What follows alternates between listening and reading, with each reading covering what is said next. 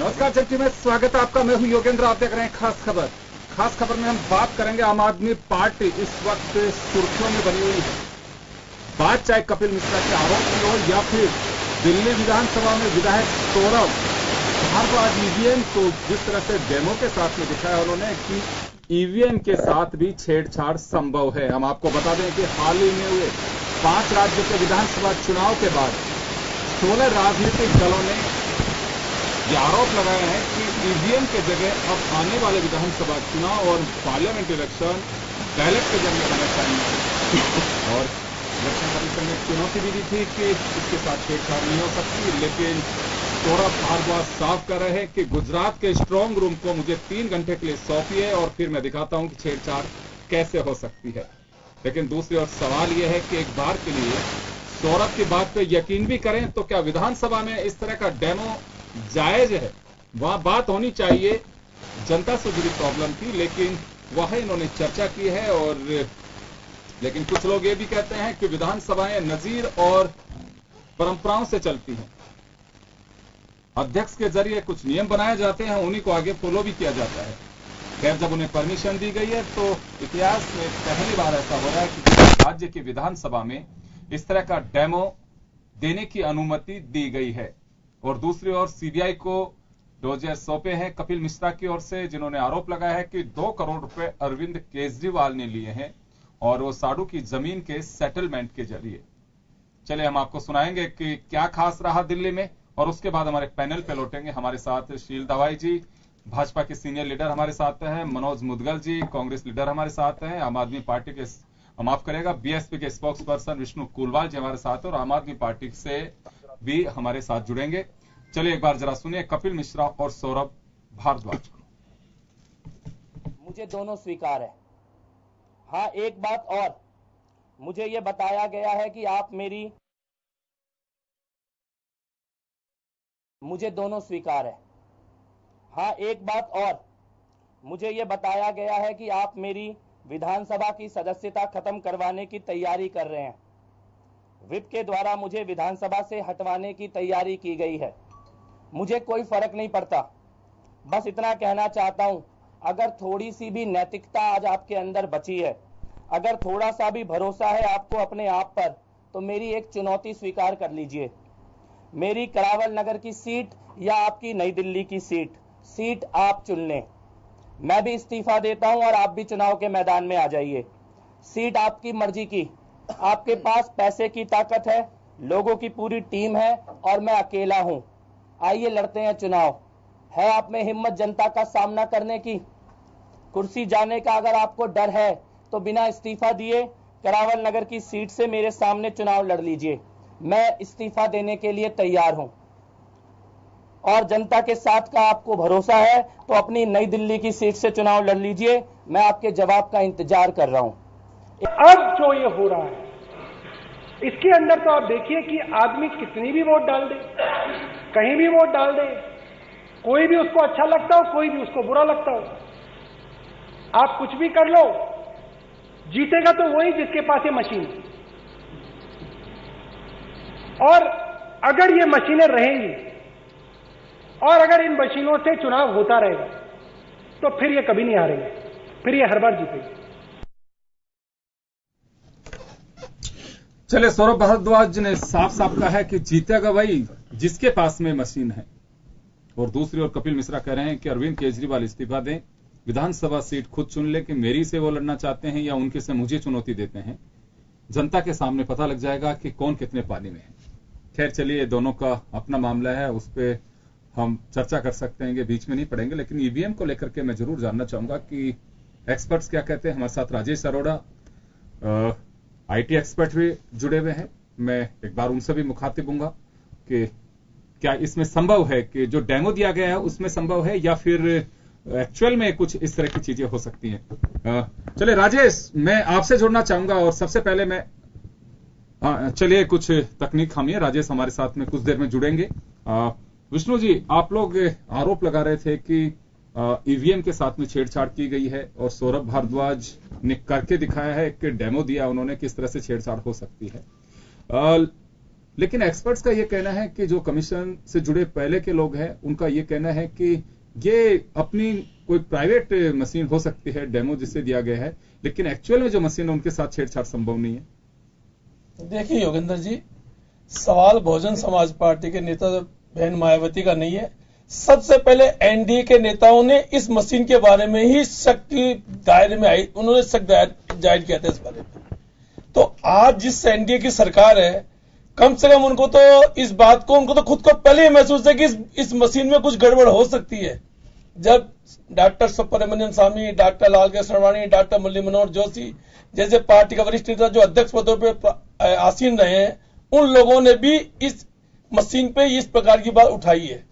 आज भारतीय जनता पार्टी क्यों इसको ईगो बना के बैठी है? फिर मैं एक चीज बोल रहा हूं, हम भारतीय जनता पार्टी से बात कर ही नहीं रहे, क्योंकि भारतीय जनता पार्टी तो हमारे साथ लगी हुई है क्या ईवीएम मशीन में गड़बड़ हो सकती है। तो हम तो ये बोल रहे हैं कि अगर इसमें ऐसी कौन सी स्थिति बन गई कि अगर आज पूरा विपक्ष और सत्तारूढ़ दल, जो भी सत्तारूढ़ दल है, वो खुद ये कहता है कि इस मशीन में गड़बड़ हो सकती है, तो फिर बैलेट पेपर से चुनाव कराने में क्या प्रॉब्लम है इन लोगों को? लगातार मेरे को एक चीज ये समझ नहीं है, चुनाव आयोग अपनी तरफ से कोई स्पष्टीकरण सिर्फ देख के ही वो दूर हट जाता है, मगर वो जब भी समय ऐसा आता है तो कहता है कि मैं आपके सामने मशीन लाएंगे, आप करके दिखा दीजिए। जब आप एक विधायक साहब ने दिखा दिया आपको दिल्ली के अंदर, तो अभी भी कुछ कहना चाहते हैं क्या? फिर आपने गुजरात की मशीनें सील क्यों आपने उत्तराखंड की मशीनें सील क्यों करवाई? क्योंकि इसमें कहीं ना कहीं गड़बड़ी तो हुई है। अब ये उस गड़बड़ी के लिए तैयार चुनाव आयोग है कि नहीं है, इसके लिए हमें समझ में नहीं आ रहा कि जो सत्तारूढ़ दल है उसको तो आगे आके बोलना चाहिए कि अगला जो चुनाव होगा इस देश में वो बैलेट पेपर से होगा। उसमें इतना ईगो बनाए क्यों रहे? जिस दल ने आज 2.5 साल में शासन किया है, 67 साल तो उन्होंने भी विरोध किया है। तो आज ऐसी स्थिति नहीं है, और जनता के हित में और जनता का विश्वास के लिए कम से कम सत्तारूढ़ दल और सब दलों को मिलकर ये कहना चाहिए कि वोट अब बैलेट पेपर से ही पड़ेंगे। चलिए मनोज जी, आपसे मुखातिब होऊंगा, जानना चाहूंगा कि डेमो जो दिया गया है इसको खारिज कर रहे हैं कई कमीशन से जुड़े लोग कि इस तरह का डेमो संभव नहीं है, और आज भी हमारा दावा है कि उसकी चिप के साथ या उसके सिस्टम के साथ किसी तरह की कोई छेड़छाड़ नहीं हो सकती। देखिए योगेंद्र जी, बिल्कुल स्पष्ट है। मैं सबसे पहले तो स्पष्ट ये करना चाहूंगा कि ये जो डेमो विधानसभा में दिया गया, क्यों दिया गया विधानसभा में? इसको डेमो को आज से कुछ वर्ष पूर्व किसी व्यक्ति ने बाहर किया था, उसको उसके सजा हुई और उसके ऊपर मुकदमा दर्ज किया गया। विधानसभा के अंदर ये इसका प्रावधान है कि अगर विधानसभा के अंदर इसका डेमो दिया गया है, विधानसभा में इस बात को पटल पे रखा गया और अध्यक्ष की अनुमति से काम हुआ है, तो इस पे चुनाव आयोग आपत्ति नहीं कर सकता। ये इन्होंने, आम आदमी पार्टी भी, कांग्रेस भी इस मामले में इनके साथ शामिल है। कांग्रेस भी इस बात से बिल्कुल सहमत है कि पिछले काफी लंबे समय से 13-14 के बाद में मशीनों के साथ छेड़छाड़ हो रही है। अभी इसका रिसेंट उदाहरण धौलपुर इलेक्शन था। धौलपुर के इलेक्शन में इन्होंने ईवीएम में कि हम बटन दबाएंगे, 7 सेकंड में आप बटन को चेक कर सकते हैं, आपका वोट किधर जा रहा है उसको आप चेक कर सकते हैं। 18 जगह ईवीएम में, मशीनों में तकलीफें आई, ईवीएम में वोट गलत जगह डल रहा था, वहां झगड़ा हुआ, फसाद हुआ, आपकी मीडिया ने भी दिखाया। हम ये कह रहे हैं कि जब कोई दूध का दूध पानी का पानी हो जाए, अगर सब विपक्षी दल एक होकर एक सहमत है कि ईवीएम के साथ गुजरात की कंपनी छेड़छाड़ कर रही है और ये गुजरात की निर्मित मशीनों के साथ भारी तादाद में गड़बड़ हो रही है, तो ये क्यों नहीं?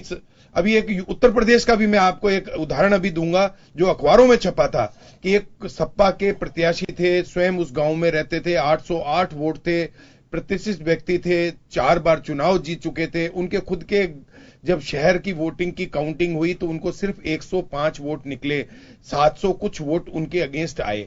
तो आप बताइए कि जब वो कह रहे हैं कि मैं मेरे गांव में हूं, भाई उसमें हिंदू मुस्लिम 2 ही धर्म के लोग रहते हैं, मैं कोई गीता पे हाथ रखने को तैयार है, कोई कुरान पे हाथ रखने को तैयार है। जब दोनों धर्म, दोनों लोग गीता पे और कुरान पे हाथ रखने को तैयार है, बोले 700 वोट फूल पे आए कैसे? मैं ये जनता तैयार है, वो कहते हैं तो दोबारा। मनोज जी अपने साथ गोरेराज जी भी जुड़े इस वक्त, आम आदमी पार्टी नेता, लेकिन राजेश अरोड़ा हमारे साथ में जुड़े हुए हैं इस वक्त। राजेश, मैं जानना चाहूंगा, हमारे साथी हैं, दर्शक भी जानना चाहते हैं कि जो डेमो सौरभ भारद्वाज ने दिल्ली विधानसभा में दिया है, क्या उस तरह से कमीशन की जो ईवीएम है उनके साथ भी छेड़छाड़ संभव है?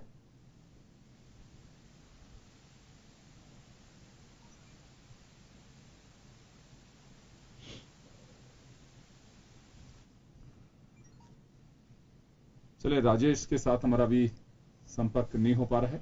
जैसे हमारे साथ जुड़ेंगे हम आप तक उनके विचार जरूर पहुंचाएंगे। चलिए, गौरीराज जी आपका स्वागत है। आपसे जानना चाहूंगा कि सौरभ भारद्वाज ने दिल्ली विधानसभा को क्यों चुना? क्योंकि सही जगह वही है, लोकतंत्र का मंदिर है, वहां पे जीते हुए लोग और वहां का सब लोग देख सकते हैं। तो उन्होंने विधानसभा के पटल पे रखा और वहां पे बताया उन्होंने, उनमें कुछ फैक्ट्स थे, कुछ लोग और भी फैक्ट्स दे रहे हैं। एक्चुअली ईवीएम में जो गड़बड़ी का चांसेस नहीं है, ये कहना सुप्रीम कोर्ट ने बहुत पहले इसमें पेपर ट्रायल क्यों दिया था। सुप्रीम कोर्ट को तो हम मानेंगे, अगर ये फुल प्रूफ था तो पेपर ट्रायल का ऑप्शन सुप्रीम कोर्ट ने क्यों दिया। चुनाव आयोग को करीब 68 या 86 टाइम रिमाइंडर केंद्र सरकार को क्यों देना पड़ा कि भैया पेपर ट्रायल का अगर आप बजट एलोकेट नहीं करते तो नहीं दे पाते हैं। तो इसलिए पहली बात कि ये इसमें नहीं हो सकता है, ये कहना ठीक नहीं है, क्योंकि सुप्रीम कोर्ट ने क्योंकि कोर्ट की एक प्रक्रिया होती है जो दोनों पक्षों को सुनते हैं, और खूब सारी उन्होंने एक लंबी सुनवाई के बाद उन्होंने, जिसमें चुनाव आयोग ने भी अपने पक्ष रखे थे, कि केंद्र सरकार ने भी रखे थे, और स्टेक होल्डर ने अपनी सारी ओपिनियन रखी थी, और उसके बाद निष्कर्ष पे सुप्रीम कोर्ट ने कहा था कि इसमें पेपर ट्रायल डालने से इसकी ट्रांसपेरेंसी, विश्वसनीयता और बढ़ेगी। तो उन्होंने एक पेपर ट्रायल का ऑप्शन दिया कि जिससे लोग देख सकते। ये सही बात है कि जिसे दबाते हैं बटन, किसको वोट गया ये तो पता नहीं पड़ता तो एक गुंजाइश तो है, ऐसा कोई भी इलेक्ट्रॉनिक सामान नहीं बना है आज के देश में, आज दुनिया में, आज के डेट में, कि नहीं खराब हो। कितने ही बड़ी कंपनी हो, माइक्रोसॉफ्ट हो या कोई सी भी कंपनी हो, इलेक्ट्रॉनिक चीज में गड़बड़ी होती है, हर चीज में, बिना फुल प्रूफ कुछ भी नहीं है। तो इस वजह से इसको करके इसको और विश्वसनीय बनाने की जरूरत है, इसको और मतलब पुख्ता बनाने की जरूरत है, क्योंकि इसी से लोग जीतते और करते आए हैं। इसमें आपने देखा होगा कई लोग ये उठा रहे हैं कि पहले आप हारे तो ये कर रहे हैं, अरे हारे तो 2014 में भी थे। चलिए गौरीराज जी मैं आपके पास में वापस आऊंगा। राजेश अरोड़ा जी हमारे साथ में जुड़े हुए इस वक्त। राजेश जी, मैं आपसे जानना चाहूंगा कि जिस तरह से सौरभ भारद्वाज ने दिल्ली विधानसभा में डेमो दिया, उसे कुछ पूर्व आयुक्त इलेक्शन कमीशन वो कहते हैं कि ऐसा संभव नहीं है और ये इलीगल है, अपना पर्सनल डेमो को दे सकता है, बाकी कमीशन की जो ईवीएम है उनमें ये सब चीजें संभव नहीं है। तो क्या ये माना जा सकता है कि ईवीएम के साथ छेड़छाड़ संभव है? देखिए सर, जैसा कि हमारी जानकारी के अनुसार है, इस तरह बहुत मुश्किल या इम्पॉसिबल है। रीजन क्योंकि इसके साथ कोई भी वायरलेस डिवाइस ऐड नहीं हो सकती, कोई भी इंटरनेट नहीं कनेक्ट हो सकता। ये डिवाइस सिर्फ एक 5 मीटर की तार से डिवाइस होती है, कनेक्ट होती है, जो कि सीधा कंट्रोल यूनिट पर होती है। तो अगर किसी पे हार्डवेयर लेवल पर भी छेड़छाड़ होगी तो उसके सारे वोट एक ही पार्टी को जाएंगे, उसमें से एक भी वोट दूसरी पार्टी को नहीं जा सकता अगर हार्डवेयर लेवल पर छेड़ेंगे। और इसमें किसी भी तरह का सॉफ्टवेयर नहीं होता जो कि प्रोग्राम हो सके। अगर इसमें एक फर्मवेयर होता है जो कि एक सर्किट प्लेट होती है, तो जब भी वो एक बैलेट जो पेटी होती है पैक होती है, सील होती है, तो एक बार सील होने के बाद उसको आप क्रैक नहीं कर सकते। तो अगर किसी भी अगर प्राइवेट मशीन पे अगर कोई वाईफाई चिप लगा के किसी तरह का इस तरह का दे सकता है, लेकिन अगर एक सील्ड है तो उसमें कोई भी वाईफाई डिवाइस या इंटरनेट कनेक्ट नहीं हो सकता। और दूसरी बात है, जहां तक कहा गया है कि कोई व्यक्ति आके एक सवाल है यहाँ पे, एक सवाल है राजेश, मेरा एक सवाल है उपचुनाव वाला। जी राजेश, मेरा एक सवाल है कि सौरभ भारद्वाज वो ये कह रहे हैं कि इलेक्शन कमीशन मुझे 3 घंटे का वक्त दे, मैं वो भी करके दिखा सकता हूं आपके स्ट्रांग रूम में, मुझे 3 घंटे का वक्त दीजिए और ईवीएम कोई सी भी दे दीजिए, मैं उसके सिस्टम के साथ छेड़छाड़ करके बता सकता हूं। सर, वो एक मशीन पे छेड़ेंगे लेकिन उसकी सील वगैरह सब टूट जाएगी। और दूसरी बात है, ये पूरी सील्ड होती है। और दूसरा, 1 लाख या 50,000 मशीनों पे पॉसिबल नहीं है, क्योंकि एक मशीन में सिर्फ 3,840 बैलेट ही आ सकते हैं। अगर किसी कॉन्स्टिट्यूशन में मान लीजिए 50,000 है तो उसमें करीब 20 में पॉसिबल नहीं है विद इन अ मिनट और 2 मिनट की वो सारी में छेड़छाड़ कर सके। तो इस तरह एक मशीन में आप अपने कमरे में बंद करके कोई सर्किट लगा दे, वो पॉसिबल हो सकता है, लेकिन पूरी एक कॉन्स्टिट्यूशन में बहुत इम्प्रैक्टिकल है, क्योंकि सबकी सील टूटेगी, इस तरह का हार्डवेयर इंस्टॉल होगा, सॉफ्टवेयर होगा, ये पॉसिबल ही नहीं है, क्योंकि ये बहुत ही इस तरह की डिवाइस नहीं है जिसको कि बहुत इजीली हैक किया जा सके। और इतने बड़े लेवल पर हैक पॉसिबल नहीं है, एक छोटी मोटी 1-2 मशीन को हैक तो अगर कोई राजेश, अपनी उससे कर ले तो हाँ जी राजेश हाँ जी। आपका मानना है कि सब में संभव नहीं है, कुछ में छेड़छाड़ की जा सकती है? नहीं सर, उस पे भी सील आप अगर जैसे ही तोड़ते हैं तो वो यूजलेस हो जाती है, क्योंकि वो अपने सर्वर से डिस्कनेक्ट हो जाती है।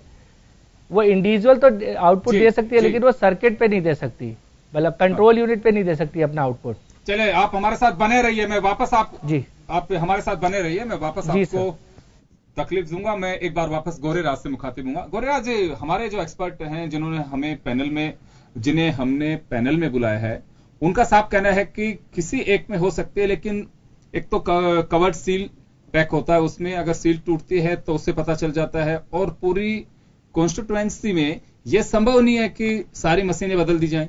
नहीं, इसमें आपने सील पैक तो वोटिंग होने के बाद सील होती है। वो सील होने की प्रक्रिया से पहले ही जो अगर जिस टेम्परिंग की संभावना की बात की जा रही है, वो टेम्परिंग की संभावना उसकी मैन्युफैक्चरिंग और उसके आने की बात की है, वो सील पैकिंग और वो प्रक्रिया से पहले की चीज ये चीज है। जैसे आपने देखा जो मध्य प्रदेश में जो उपचुनाव के पहले जो डेमो कलेक्टर कर रहे थे, जिसमें कोई भी बटन दबाए कमल का फूल निकला उसमें, जिसके बाद उन्होंने पत्रकारों को वहां के कलेक्टर ने कहा कि जेल में बंद कर दूंगी ये खबर छापा तो कुछ तो की बात थी, क्यों नहीं उसमें दूसरे पार्टियों का निकल जाता है। तीसरी बात इसमें ये आती है कि उनको अगर कुछ खराब था तो इलेक्ट्रॉनिक चीज खराब हो सकती है, उसको मीडिया में ले गए तो जेल भिजवा दूंगा, फिर इलेक्शन कमिश्नर ने उस कलेक्टर को हटा दिया। अगर वो सब कुछ ओके ही था तो उस कलेक्टर को हटाने की कहां जरूरत थी? तो बहुत सारी चीजें हैं जो संदिग्ध है, जिससे पर्दा उठना चाहिए। ये एक चुनाव है जिसमें कि जनता अपनी मत देती है, तो उसको और विश्वसनीय बनाने की जरूरत है। इसमें ये बार बार कहना बिना लॉजिक इसमें संभव नहीं है, इसमें संभव नहीं है, ये कैसे संभव नहीं है? ये तो लाइव दिख गया, सारे मीडिया हाउसेज ने देखे वहां पे जो कलेक्टर जो डेमो दे रहे थे वहां पे मध्य प्रदेश के उपचुनाव में। तो ये कहना ही अपने आप में मतलब हास्यास्पद है कि नहीं हो सकता। वहां तो हो रहा था, वहां तो ओरिजिनल मशीन थी, मशीन भी ओरिजिनल मशीन थी, मीडिया के सामने आ गया। बस कोई भी जिसे पूर्व चुनाव आयुक्त कहते हैं ये संभव नहीं है। इसके क्यों संभव नहीं है, इसका कोई लॉजिक नहीं है। ठीक है, एक दूसरी फैक्ट ये भी जानकारी निकल के आती है कि जो देश ये बना के देता है वो खुद इसका प्रयोग नहीं करता है। जब इतना ही फुल प्रूफ सिस्टम है तो जो बनाता है मैन्युफैक्चरर है कंट्री, वही इसका उपयोग नहीं करता है। तो बहुत सारी चीजें हैं, मैं ये नहीं कह रहा हूं कि सब चीजें हुई। सीधा आरोप है कि सरकार बनाने के लिए बीजेपी ने छेड़छाड़ की है। नहीं, ये किसने छेड़छाड़ की ये तो रहस्य है। अभी इसमें किसको लाभ हुआ इससे तो संदेह जाता है कि इसका बेनिफिशियरी कौन है, इस डिफेक्ट का बेनिफिशियरी कौन है, इस संदिग्ध जो परिस्थिति बनी हुई है जिसके अंदर ये सारी चीजें और इसका बेनिफिशियरी कौन है। अब जैसे कि वो चलो मशीन खराब थी तो उसमें उन्हीं को क्यों वो बटन दिख रहा था, दूसरा क्यों नहीं आ रहा था उसमें? तो ये एक सवाल है, इन पे क्लियरिटी चाहिए। इसको ये इस बात से नहीं कह देना चाहिए। और इसमें तो लाल कृष्ण आडवाणी जी ने प्रेस कॉन्फ्रेंस की थी, जीवीएल नरसिम्हा राव ने इस पे किताब लिखी हुई है, आज भी है वो पब्लिक डोमेन में। तो ऐसा नहीं कि ये सवाल पहली बार उठा है, पहले भी उठा और बड़े नेताओं के द्वारा उठाए गए हैं। आडवाणी जी ने प्रेस कॉन्फ्रेंस की थी, जीवीएल नरसिम्हा राव जी ने इस पे किताब पूरी बुक ही उन्होंने लिख दी है। तो इसलिए ये कहना कि इसमें नहीं हो सकता है, ऐसा कुछ भी नहीं है। किसी ने ऐसा लॉजिक नहीं दिया, बस हम कह रहे हैं कि मान लो। अरे ऐसे थोड़ी होता है कि कह दो और मान लेंगे हम। चलिए, शील दाबाई जी हमारे साथ में है। शील जी देखिए, डायरेक्ट कोई आरोप नहीं लगा रहा बीजेपी पे, लेकिन डायरेक्टली साफ कहा जा रहा है कि बीजेपी ने अपने फायदे के लिए ऐसा किया है और इसकी जांच करवाई जानी चाहिए। सीधे कोई आरोप नहीं लगा रहा है, लेकिन शक की सुई सीधी सीधी जाती है कि बीजेपी ने यह खेल किया है। कमीशन से बात भी की जा रही है, कमीशन को ज्ञापन भी दिया जा रहा है, कमीशन पे कहा भी जा रहा है कि सिस्टम को बदलिए। और चुनौती जो कमीशन की तरफ से आई थी उसके लिए भी अरविंद केजरीवाल ने कहा था कि उचित समय में जरूर जवाब देंगे, लेकिन फिलहाल ये कहा जा रहा है कि 12 मई के बाद कमीशन अपना जवाब देगा जो आरोप लगाए जा रहे हैं। मैं एक मिनट ऐड कर दूं तो उसको भी आप दे दे आंसर। इसमें क्या है, 2 फैक्ट और इसमें आए कि महाराष्ट्र हाईकोर्ट ने अभी कुछ ईवीएम को फॉरेंसिक जांच के आदेश दिए हैं। पहली चीज, उत्तराखंड में भी कुछ को तो फॉरेंसिक जांच के ऑर्डर किए हुए हैं। इसमें एक सेकंड कुछ और भी आ रहा था इसमें कि जो इसमें जो टेम्परिंग और ये सारी चीजें की जो संभावना है उसके लेके ये लीक होके कभी भी चुनाव आयोग का ऑफिशियल कोई प्रेस रिलीज नहीं है। ये लीक होके आ रहा है कि वो लोग बुलाएंगे सबको, ऐसा करेंगे वैसा करेंगे, अभी तक उनका ऑफिशियल कोई नहीं है। ये लीक होके खबर आ रही है, ये भी एक संदिग्ध है। ये लीक कौन कर रहा है? ये कौन लोग हैं? मैनिपुलेटर लोग हैं कि ये बुलाएंगे, ये आम आदमी पार्टी को बुलाएंगे, उसको बुलाएंगे। चुनाव आयोग ने कभी कोई प्रेस रिलीज ऐसी जारी नहीं की। ये मैनिपुलेटर लोग जो बाजार में खबरें मैनिपुलेट करते हैं और अपना मीडिया में खबर देते हैं कि बैलेंस हो जाए खबर, कि हम मीडिया इसको लेके, सॉरी चुनाव आयोग लेके बड़ा कंसर्न है इसको। चुनाव आयोग ने कभी कोई प्रेस रिलीज जारी नहीं की है कि हम चुनाव पार्टियों को बुलाने वाले हैं। ये सूत्रों के हवाले से फेक खबर है। ये अभी तक की रिपोर्ट में ये फेक खबर है। ये बाजार में जो खबर आ रही है उसको बैलेंस करने के लिए खबर मैनिपुलेट कर रहे हैं। देखिए, कोई ऑफिशियल वर्जन नहीं है इसके ऊपर चुनाव आयोग का। योगेश जी, अभी आप राजेश जी से भी सुन रहे थे कि ईवीएम में किसी भी प्रकार की छेड़छाड़ नहीं हो सकती, और चुनाव आयोग बार बार ओपन कह रहा है कि हमारे सामने आइए, हमें ये प्रूफ करके बताइए कि इसमें छेड़छाड़ हो सकती है। और जहां तक ईवीएम की बात है, जब चुनाव के लिए ईवीएम मशीनें जाती हैं तो 3 लेयर्स में चेक होके जाती है। प्रदेश स्तर पर भी चेक होता है, जिला स्तर पर भी चेक होता है, और लास्ट में बूथ पर भी। जब बूथ पर इसकी चेकिंग होती है तो जितने भी संबंधित जो भी चुनाव लड़ने वाली पार्टियां हैं उनके समक्ष वो सारा प्रक्रिया उनके सामने की जाती है। तो फिर इसमें गुंजाइश कहाँ बची? सील चेक होता है बूथ पे, सील थी कि नहीं, वो सील उनके सामने, वो सारा उनके सामने बैठे सारा देखा जाता है। देखिए, अगर सील पोलिंग बूथ का एजेंट भी रहा हूं, मुझे पता है सील केवल चेक होती है, सील कि वही खुली तो सील को तोड़े बिना, तो सील को तोड़े बिना तो पहले ही जब डाला हुआ सॉफ्टवेयर डाल दे कि ये एक ही पार्टी को जाएगा, वो कैसे पता पड़ेगा? अभी राजेश जी को सुना, उन्होंने कहा ना कि बिना सील तोड़े कुछ हो नहीं सकता, तो मशीनों को छेड़छाड़ कैसे हो सकता है? सील होने की प्रक्रिया से पहले सॉफ्टवेयर में मैनिपुलेटिंग होती है। ये कोई पैसे चुराने का मामला थोड़ी है कि 3 लेवल पर वो चेक होकर आती है।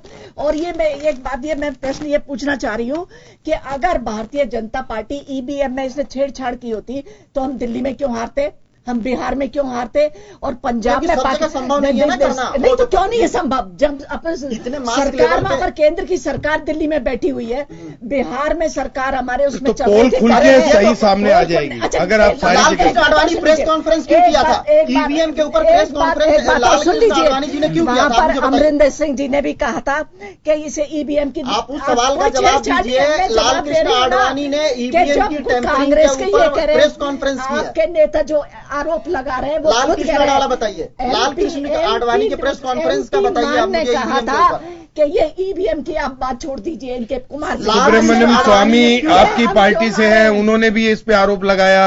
लाल कृष्ण आडवाणी जी ने इस पे आरोप लगाया, बाकायदा प्रेस कॉन्फ्रेंस की। नहीं हुआ ना, लाल कृष्ण आडवाणी ने आप तो साबित किताब लिया, आप सबूत देके बताइए, साबित करके बताइए।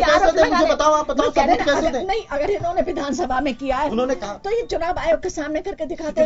चुनाव ओरिजिनल मशीन कहां से लाए? अगर ये विधानसभा के बाहर मैडम ये लाते तो इनको जेल हो जाए, चुनाव आयोग इनको अंदर कर दे। यही मैं आपको बात बता रहा हूँ। ये बहुत विधानसभा के अंदर जो प्रेजेंटेशन दी गई है कानून संगत है, क्योंकि ये अध्यक्ष की अनुमति है। अगर ये on the floor of press conference करेंगे, इस पर चुनाव आयोग इनको 420 में अंदर कर देगा। मैं ये पूछना चाहती हूँ, ये कर ही नहीं सकते, कानून ही है, ऐसा कानून है। आप चुनाव आयोग की कानून सुन ले। ये बताइए, ईवीएम मशीन को कौन लेके आया था? ईवीएम मशीन को कांग्रेस लेके आई थी, लेकिन आपके आडवाणी जी ने, मुरली मनोहर जोशी जी ने और सुब्रमण्यम स्वामी जी ने इस पे आरोप लगाए थे। हमने ये कोई एलिगेशन नहीं लगाया था। और जीतने का इसका पैमाना नहीं है। आपको 2014 में आप जीती थी और हम हारे थे, हमने तब तो आरोप नहीं लगाया, क्योंकि फैक्ट आए। कोई फैक्ट नहीं, फैक्ट आए हैं, सबूत लाके दिखाइए ना। और जो विधानसभा में किया, ऑन द फ्लोर ऑफ विधानसभा चल रहा है। एक बात के लिए रोकना चाहूंगा, विधानसभा की बात नहीं कर रहा हूँ, एक बात के लिए रोकना चाहूंगा। प्रदेश में क्या हुआ? गौरव जी, एक बार छोटे से ब्रेक के लिए रुकेंगे, ब्रेक के बाद हम वापस लौटेंगे। हम बात करेंगे कि सौरभ भारद्वाज जो दावा कर रहे हैं और विधानसभा की पटल पे मनोज दुग्गल साफ कर रहे हैं कि अध्यक्ष की अनुमति चलती है, वहां पर अध्यक्ष ने अगर अनुमति दी है तो सब चीज संभव है। लेकिन कुछ लोगों का यह भी कहना है कि विधानसभा की कार्रवाई में इस तरह की चीजों को शामिल नहीं किया जाना चाहिए, ये गैर कानूनी भी है। एक छोटे से ब्रेक के बाद में लौटेंगे और ब्रेक के बाद हम वापस इस मुद्दे पर आगे बढ़ेंगे।